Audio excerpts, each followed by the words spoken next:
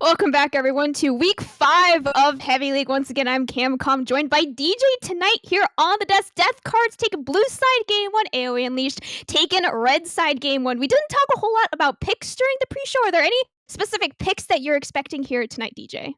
I'll be interested to what I will be looking for is a carry in the bottom lane for AOE Unleashed, right? We heard on the desk and in the pre-show about Scout coming back, about the fact that he often does play for his bottom lane, and it'll be interesting to see what the priority is from the likes of AOE Unleashed, considering the AD carry meta is changing, but those bans are coming in and they should inform where we are going to go with that kind of pick.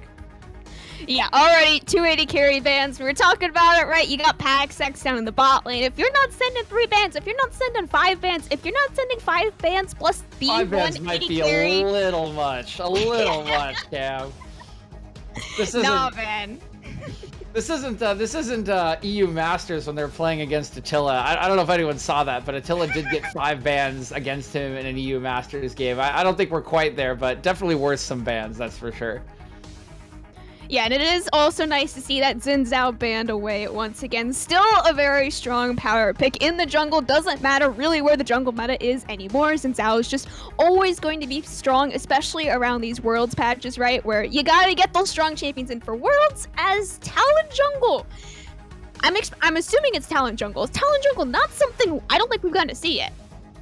Yep, I would assume it is also Talon jungle. This is a rising pick in the meta, Cam. The assassin jungle meta is here right in time for Worlds. Talon, Kiana, Zed, they are all on the table. They are all deadly. You can build Gore Drinker. You can build a couple of different items. I think Gore Drinker is the one that is mostly being run, but this is a scary pick. And even with all those jungle bans down on the table, right? Jhin, we got the Jarvan, we got the Lee Sin, all 3 high priority. SDC Death Cards, they find something comfortable and powerful for Norway. Yeah, and something else to note, right? We are playing on a semi-new patch still, right? It's only been out for less than a week, I do believe. That does mean that Vex is still currently banned in playing. Karthus also is still currently banned from being played due to a bug with tier that is still yet to be patched and is still very replicatable. So, as far as I know, both of those champions are banned away in all series this week and next week. As you have the bot lane here for AOE Unleashed, that's our matchup that we were looking for. Now we get to see it. Okay, and there it is. We do get to see the Varus come out. This is a favorite of PaxX, and I am a bit surprised. We do see the Jinx Triss banned away, but this is a favorite of PaxX, right? It's been falling away in high elo priority, but it is still a very strong pick. And traditionally, PaxX actually plays this attack speed regardless. Even in the height of the lethality meta, he would play this with the lethal tempo, with the Kraken Slayer. So I think we can expect that again. But here's another one. SDC Death Cards, man, they are on the verve, Cam. That is a misfortune, and I have been calling for this pick more and more over the weeks. The lethality misfortune is super strong. Come on, do it. Do it. I don't know, Ruin man. game 1. Ruin game 1. I think this is a little bit of a bait from the top lane pulls here. I think an Amumu would be absolutely excellent. I am once again assuming that this is an Amumu support. Talon jungle, Amumu support. I don't know what this world has come to, but this is what we're predicting here for Death Cards as Camille instantly locked in. But still, bot lane now, full matchup has been locked in. Misfortune, Amumu. That is a very strong wombo combo. You land one Q from really either one of them, and then you land the other Q, and that's gonna be enough CC to land the ultimates after. And it's just an entire wombo combo that can be landed off of one ability, and those are the strongest. Now you lock Misfortune and Amumu. I am expecting Jarvan's already banned, never mind. The other champions that can commonly be paired with them, like the Malphite, like the Echo, like the Cassiopeia, all these other really heavy wombo combo champions. Orianna is up there as well, right? So it's a wombo combo team from Death Cards showed maybe a little too early. Potentially, right? We could see them go for the full wombo combo, but you can always just put misfortune damage over the top of an engaged comp. You have a Talon that can get in, so there are certainly options, and it looks like the OPs are the bans. One thing I do want to say is that Amumu, right? Whole new world, hashtag not sponsored, hashtag Amazon, coming in that support role is just super scary. So that lane alone, I think, can suffice for a bit of a wombo combo. They could index more heavily into it, or they could just leave it alone. The Camille was that third picker from AOE Unleashed. Unleashed, while they don't go for the jungler, I like the Camille because it can lock down Talon, and it can also get on top of Misfortune in the backline when that ulti does come out. So I think this is good secondary engage. Now what we need from AOE Unleashed is primary engage to set up a front line for the likes of Paxax. Yeah, that Nocturne definitely very strong engage. And that is also a very strong dive to go on the Misfortune Unleashed. You're going into a wombo combo. You know what you're gonna do? You're gonna dive the Misfortune. You're gonna dive whoever they pick on R4, R5. Hopefully some AP champions here for some damage, right, to match with the Amumu. But if you're able to kill Misfortune or whoever they pick on R5, because I guess you're probably not gonna be banning him. But okay, so very interestingly enough here, two completely separate wombo combos. You have the Misfortune Amumu wombo combo, you have the Gragas Yasuo. They don't go together. If you put them together, they actually just don't work. You can't knock someone up if they're also stunned, I do believe, right? So, or if you stun someone right after they're knocked up, Yasuo can't ult. So that is a little bit, I don't know if they know that, but maybe I'm just wrong.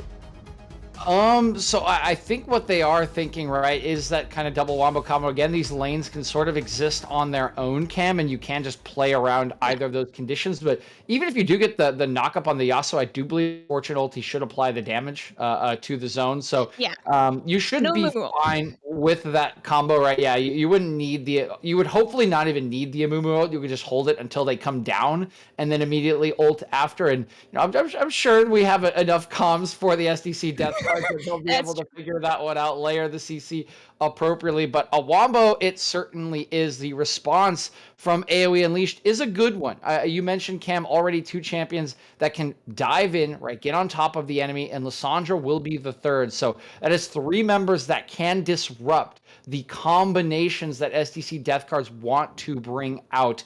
They can get in on the back line. They have the Varus damage over the top. The question I really have is, if you do dive in, what do you do as Paxax, right? He does not really have a front line for himself at all whatsoever. So fighting front to back for this AOE Unleashed composition doesn't really work.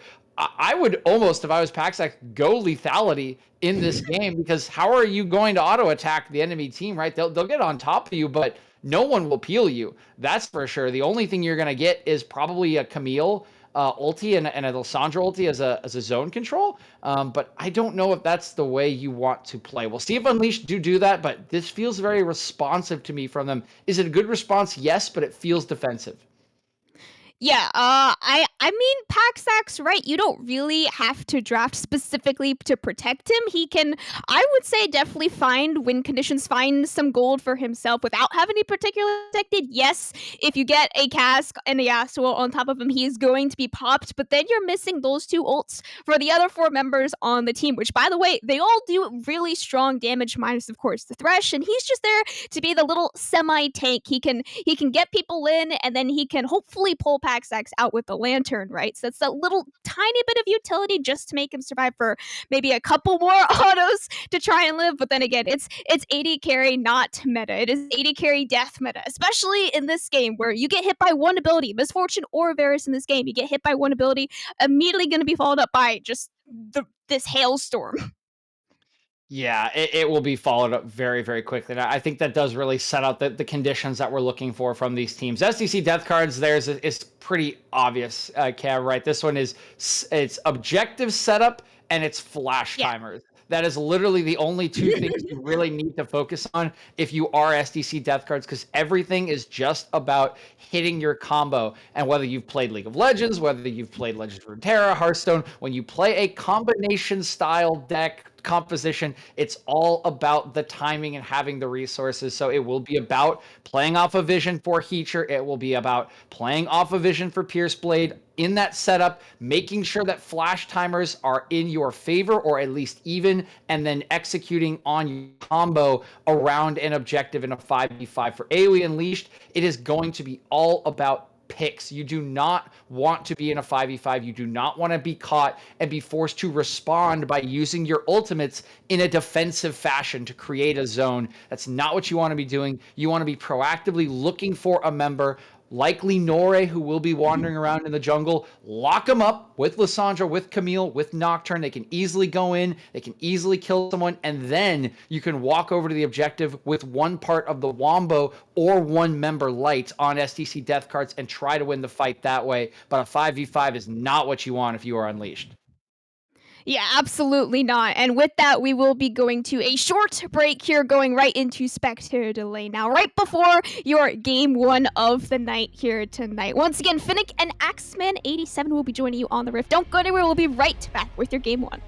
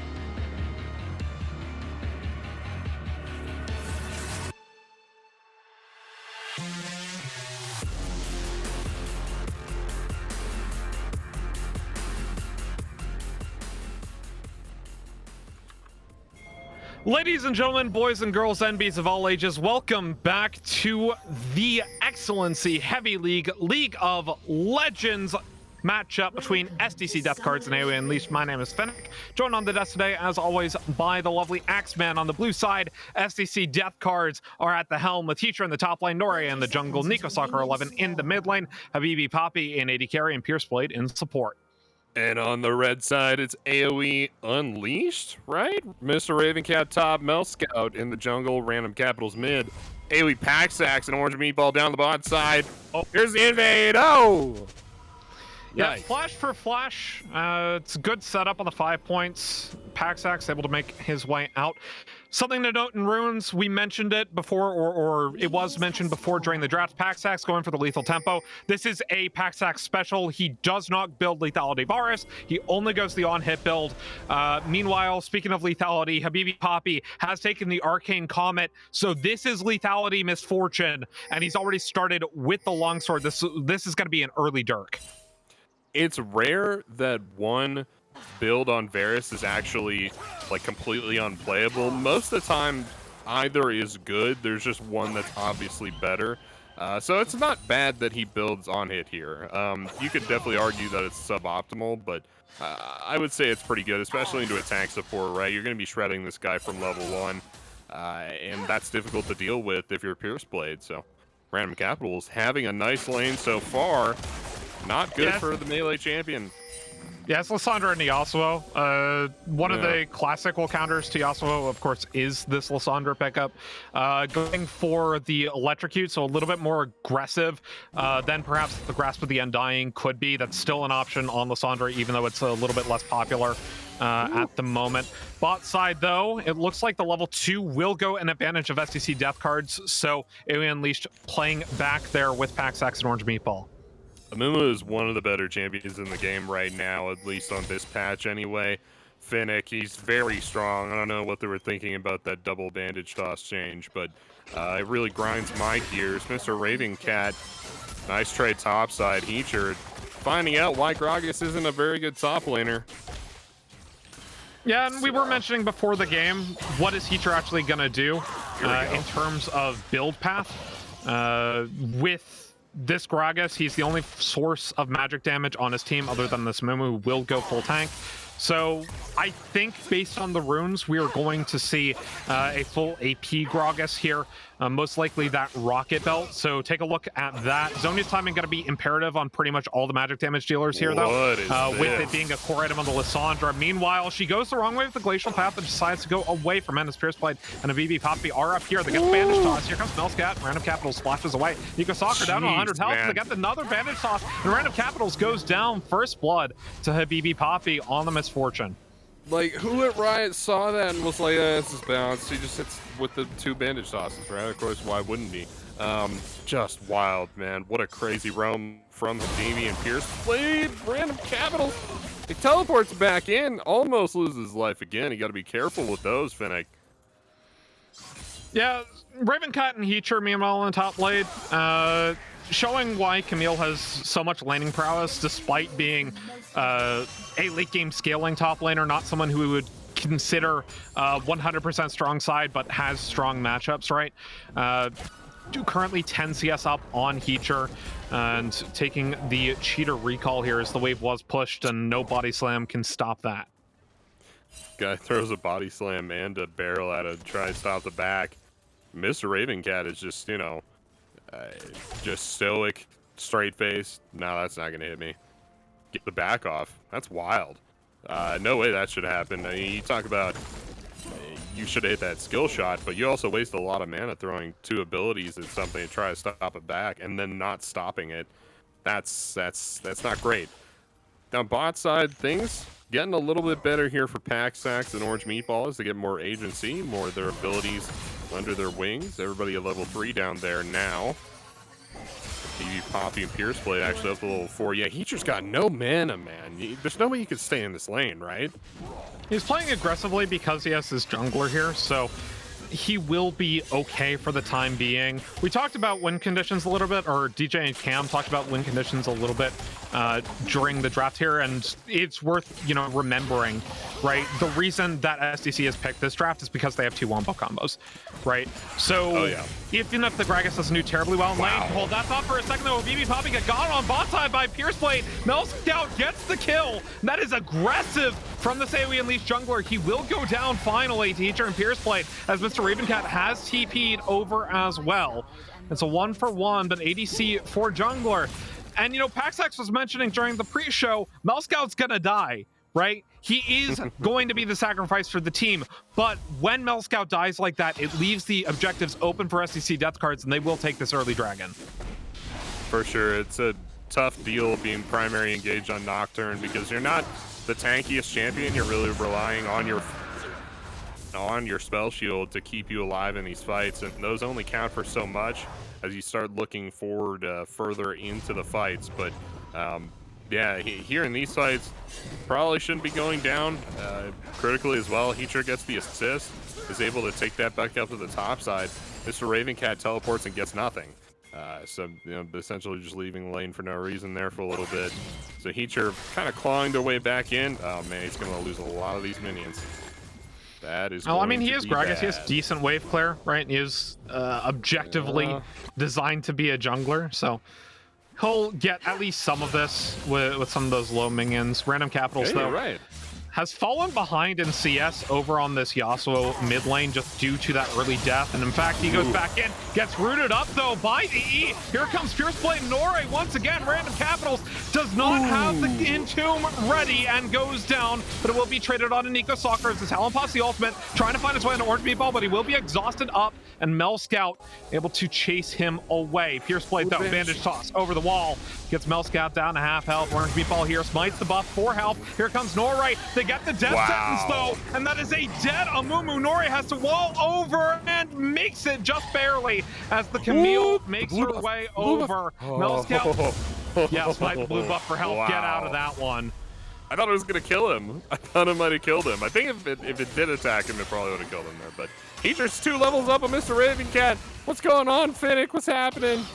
Ravencat just roamed down, and with that lack of a kill bot side, without being able to get much, he has fallen behind on Heater in this lane, and that is not something you really expect to see. No. When you have someone like a Camille, she typically, when she's playing weak side, will go even. This Ravencat, though, he has to go full weak side mode, just farm up, get to that mid to late game where Camille is so strong. Yeah, Camille. Oh, that's... Bot lane, though. BB Poppy played back up. Paxas has so much damage, and even though he was a level down, ends up getting the kill. Nore, though, has to jump over the wall, flashes as Nico Soccer goes in on a Mel Scout, smites a Krug for the health, but he will go down in a moment. And shutdown lands. Mr. Ravencat forces a flash out of Nico Soccer for the chase, but makes his way out with the hook shot. That's what we were talking about earlier about Varus, and, you know, it's kind of either or build path. You saw that arrow hit. He's got no lethality to his name, but the arrows are still hitting, dealing a lot of damage, and that's just the reality. You're ahead, you deal lots of damage on Varus. Doesn't really matter what you're building, but yeah, top side, you said it. Heater way out in front now. He's 2 levels up. He's got the CS lead. Bit of a magic trick, to be honest, but it really is just that macro, making sure you're getting XP. You saw XP earlier. The Camille's like 5th in XP or something like that behind a jungler. Here's CS per minute now, and you can take a look. Camille's almost dead last there at 7th. So Mr. Ravencat having a rough early game. Now, I think we could have expected that, Finnick, right? You know, the Camille not having a great early game. That makes sense. But, you know, being behind the Gragas, maybe not so much, especially after the start that this Camille had. I think we were right to expect a little bit more, and this is definitely a weird one. You don't see too many top lane matchups go this one-sided. I mean, it's Camille we're talking about. This is a strong top laner. Yeah, but once again, you can still play weak side Camille and be fine with it.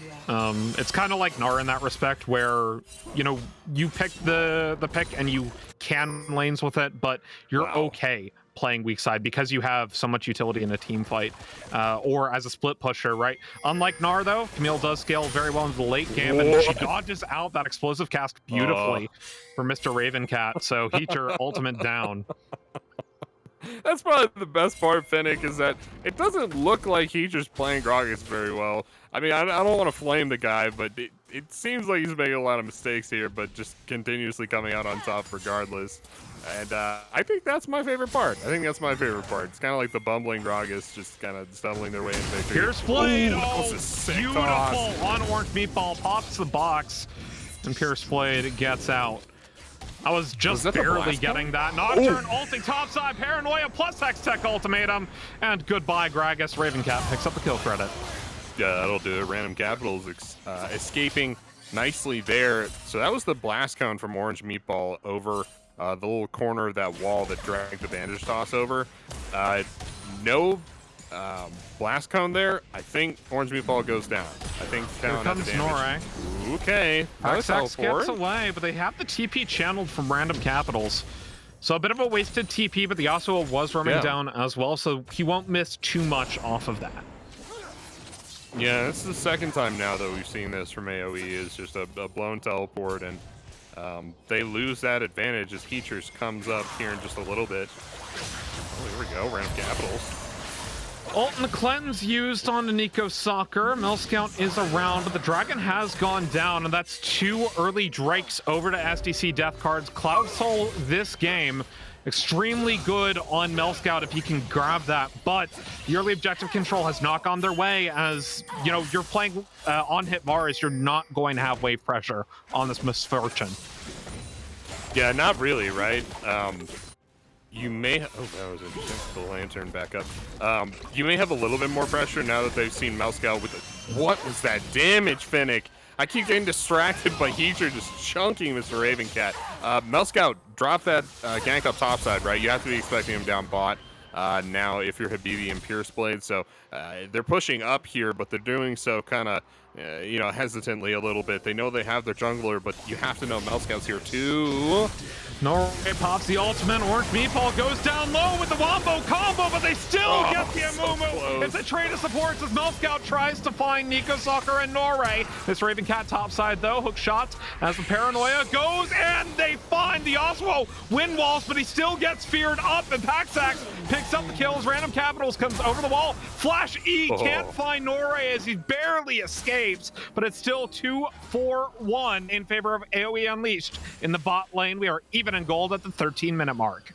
This is what we were talking about. You gotta be expecting Millscout to be there, expect that counter gank, and they get a little bit of success, but they give up as much as they get there. And overall, I wouldn't call that too successful of a play. We're pre-14 minutes of dropping Rift Herald on this bot turret. That's gonna be first turret and a whole bunch of gold for AOE. Yeah, funneling into Paxax has always been the strategy for any team I have seen Paxax on, and that's exactly what they're doing here. Paxax mentioned he just wants to play Farming Simulator until he comes online. He's already got one part of that in the form of the Immortal Shield Bow. Meanwhile, Eclipse completed by Habibi Poppy, not having too bad a game himself, as we see Mr. Ravencat come in onto Heater as the Hextech ultimatum forces a flash out. A little bit too far away from the wall for that one to go full-on pro wrestling. You gotta be careful if you're Mr. Ravencat. That's a very low health bar there.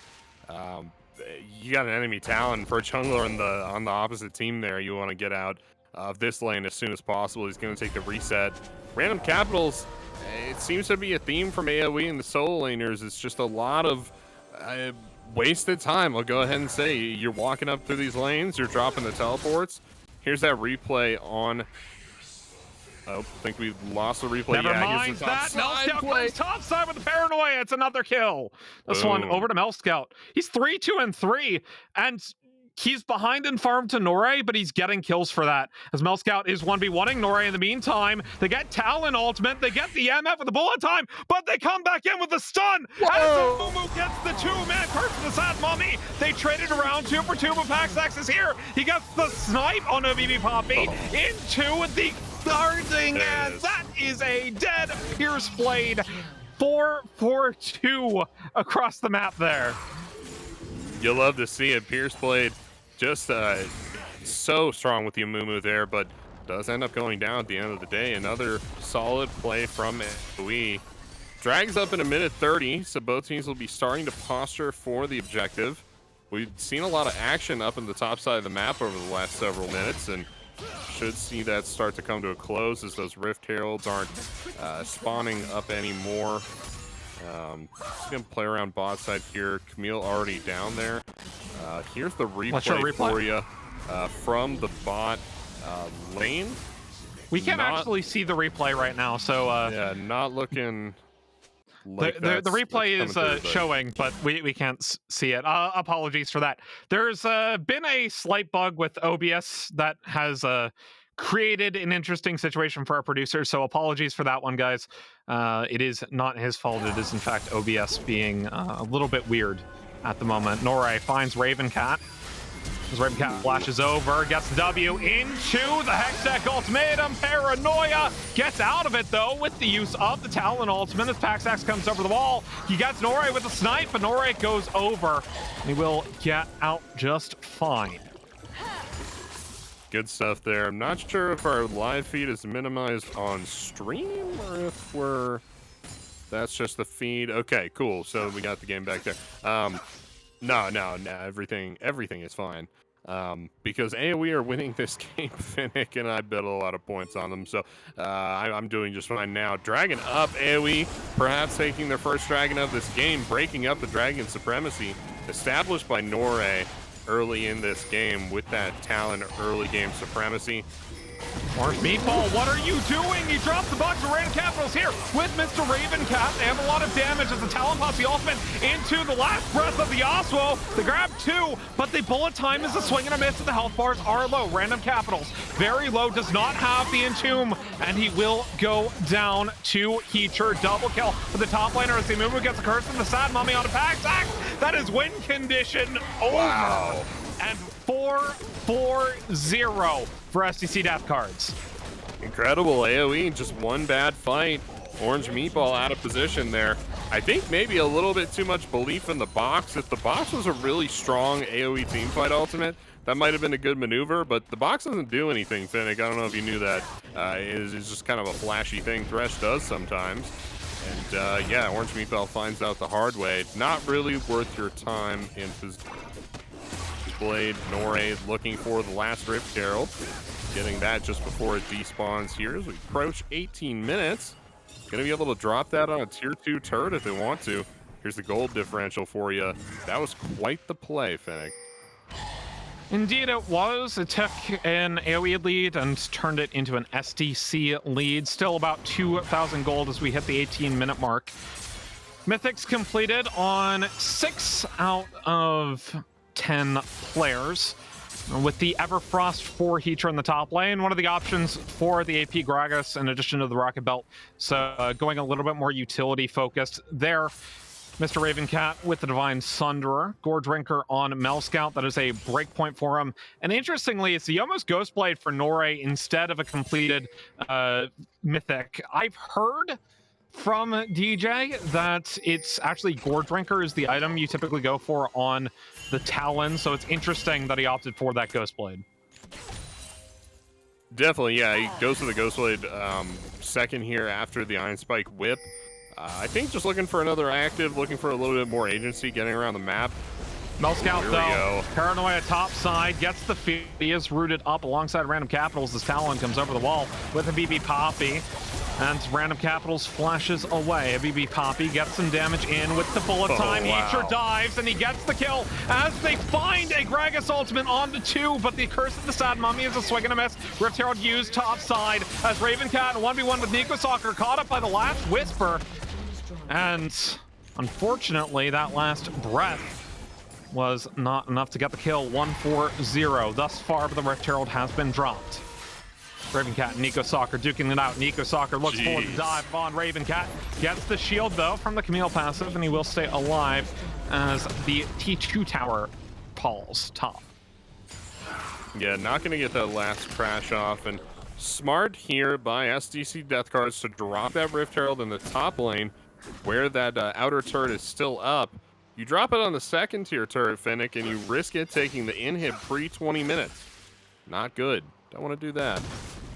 That was a joke. Mr. Ravencat down the bot lane just can't catch a break, right? Nico Soccer dropping the ultimate on him there. He's able to survive nonetheless, but that's a short cooldown. It's already back up here, Fennec. Yeah, the last breath, I think one of the shorter cooldown ultimates in the game, and unrightfully so. I do not like that ultimate. I do not like that.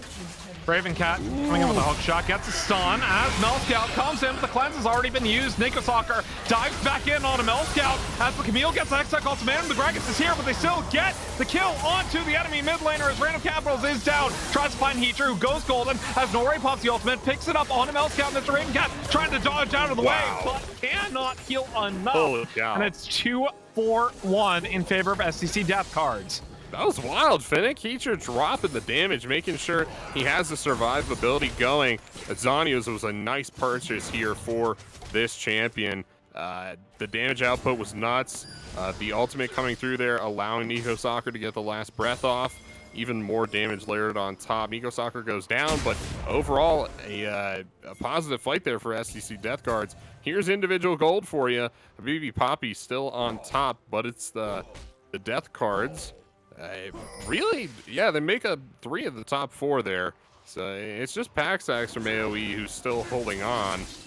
Everybody else has kind of fallen to the wayside a little bit, especially Random Cap. Those solo laners for AOE.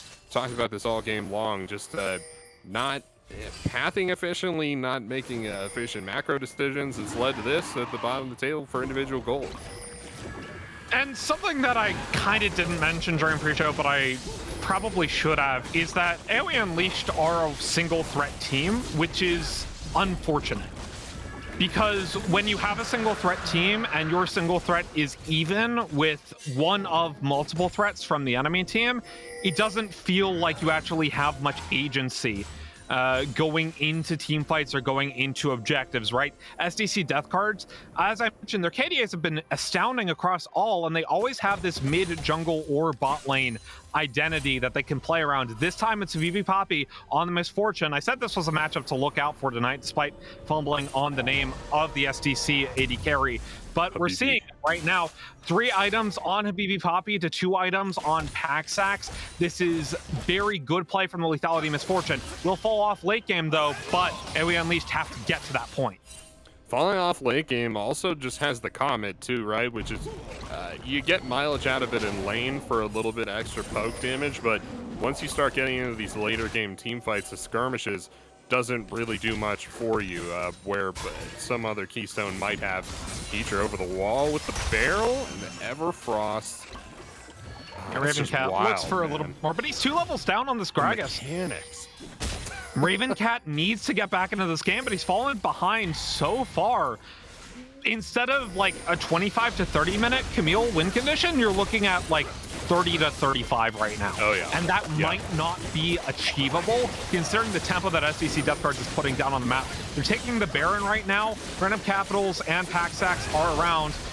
And they get the ultimate off the Nocturne, but it's a little bit late of a dive. Yeah, it doesn't quite get the steal there. And remember, we saw the individual gold graph. Mr. Ravencat and Random Capitals both sitting at around 7,000 gold.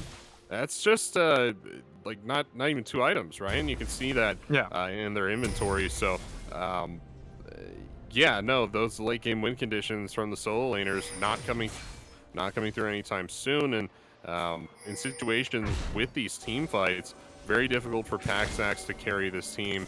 Now, he does have the on-hit build, right? And I think that's a little bit better for these team fights. Would like to see him, you know, maybe go for, I don't even know. What would you go for a team fight with on-hit? Try to get like a Hurricane or something like that? It's kind of a crit item. I don't think you go Rune on Hurricane.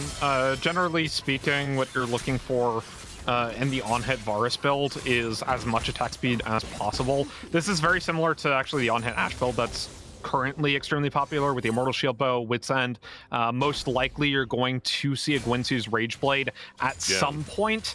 Maybe 4th item, maybe 3rd item. It really depends. I think Paxax with the Caulfield might go either way with that item. Regardless, Misfortune still on 3 items. Grant you lethality items are less expensive, but he is also 2 items up on Paxax, or 2 levels up on Paxax, I should say. So the 1,000 gold plus the stats from the levels plus the extra abilities, it's not looking great for AOE Unleashed. They are 7.6k down at 25 minutes, and I don't know if they're going to be able to get to their late game win cons. I don't know if they will either. Loving this build from Heacher. Up at 3 items now, and I always like the Everfrost on kind of, I don't know, kind of like fringe picks, because that mythic passive keeps you relevant no matter what you're building throughout the game. So you're getting that little bit of AP back every time you finish it up.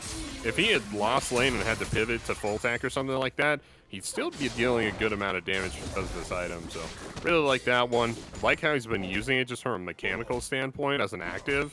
He's made a lot of fantastic plays with it, and you could definitely see why he takes this over Rocket Belt. Although I kind of want to save the Rocket Belt, just see if he can make cool plays with that. I feel like that's more of like a burst Gragas though. Perhaps. Speaking of items, Nico Soccer has had the 2 completed items, 2 completed crit items for the Oswo. So he's online, goes QSS to get away from random capitals. Now has cleanse plus QSS, so can purge 2 stuns in a fight. That's not looking great if you want to keep the Yasuo off of Paxax. Nico Soccer very smart with the itemization this game. Yeah, like those for sure. Drag up in just a couple seconds here. Soul for SDC death cards. It's a pretty neat one too, and we don't like Cloud too often, but we like it here. You have a lot of melee champions, and those famously have to run at enemy champions to be able to deal damage. And time of Pierce Blade being able to catch people a little bit easier. Norang, Nico Soccer, a little bit more mobility. And these are all good things. They also have some big ultimates too, so just another Cloud Dragon is always welcome.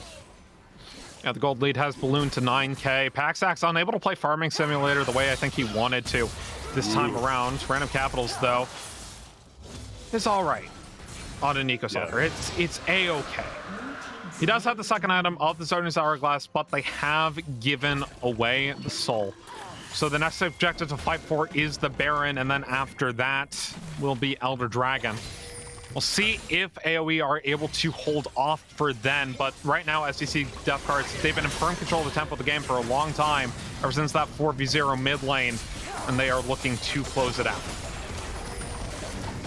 People rag on Cloud Soul Finnick, but this Amumu is running around at 417 base movement speed. What? Like, what? Come on, man. That's wild. Nobody on this map can run away from Amumu right now. That's it's really good with the Shadow Assault as well, providing the extra mobility while Talon is invisible. Yeah, I mean, that's in combat he'll be movement. zipping around. Yeah, That's exactly. in and out of combat movement speed. It's wild. It's wild to me, but movement speed is all about how you use it. So we'll see how SCC death cards are able to utilize this. Though I think you're right. It's just like a cherry on top at this point. This stage of the game, Dragon Soul's normally like that, right? This is a closer game than most, so maybe changing the course of it a little bit. But yeah, no, I think it'll be fun. Oh, you're talking about Strut with MF? Hold on, let me click on MF. Try to see what she's running around at right now. Yeah, that's 522. It's a lot of move speed. 522. Come on. It's a lot of move speed. I mean, if you look at a wild. Mumu, like his animation cycle is not designed for him to go that fast. Oh yeah, he's like waddling around. Yeah, exactly. Looks like he's You about know- to fall forward. Oh, Meanwhile, man. Paxax completes Seraldo's, so he's got the armor penetration. I'll be able to deal with Imumu a little bit more. I expect him to complete into a Gwynsu's Rage Blade as his 4th item, just due to the fact that he's going the on-hit build. You have to build at some point. 4th item is pretty common. Morelos might be on the table for random capitals as he completed the Oblivion Orb, but at the same time, you're only dealing with Goredrinker Talon with Conqueror, so there's no inherent healing in anyone's kit. You're only dealing with item healing. As Ravencat tries to find Heacher, Melscout here with the Paranoia, has the spell shield, but Heacher's gone golden. Wow. Still gets shut down. Kill goes over to Melscout, but that signals Baron for SDC Death Cards. And AOE Unleashed cannot get into this pit in time. Powerful team fight tool here for the death cards, so you know, a good pick off there, but you're right, there's not going to be enough time for them to rotate over to the Baron, and that is going to go down for free. Well, not necessarily for free, but pretty low cost, they'll go ahead and say, over to SDC death cards. Look at this. Look at this. Nore picked Serpent's Fang. That's purely for Ravencat. Yeah, that's insane. Feels good there. And for the Lantern. Yeah, for the Lantern with the shield there too. That'll be helping them out, but here's individual player gold. Habibi just runs away with this game. Massive here. No one can say anything about his Arn King Comet, but I would have if he was not hard carrying. He's got Guardian Angel completed as well, so one more item on the Misfortune as Paxax actually gets an Executioner's Calling. Now, I would like to see a completed Yomu's, or not Yomu's, excuse me, a completed Gwensu's before a completed item as Pierce Blade dives in and Capitals goes down. Just a deletion on the Lysandra, not tanky enough. Doesn't even have time to pop the Zhonya's Hourglass as Heacher gets pulled back by Orange Meatball. Gets taken down low as the flash away with the wind wall. The snipe from Paxax picks up Heacher. And Paxax showing why he is such an important player to this AOE squad and was last season as well. Paxax may be saving the game there. Play's going to continue. Mr. Ravencat is chunked out for about half health, wants to find an engage as the wind wall goes down, blocks a death sentence. They take the turret, now look for the inhibitor. Damage coming in from the Lysandra, but it's not enough. They get a death sentence, but it's onto the Amumu.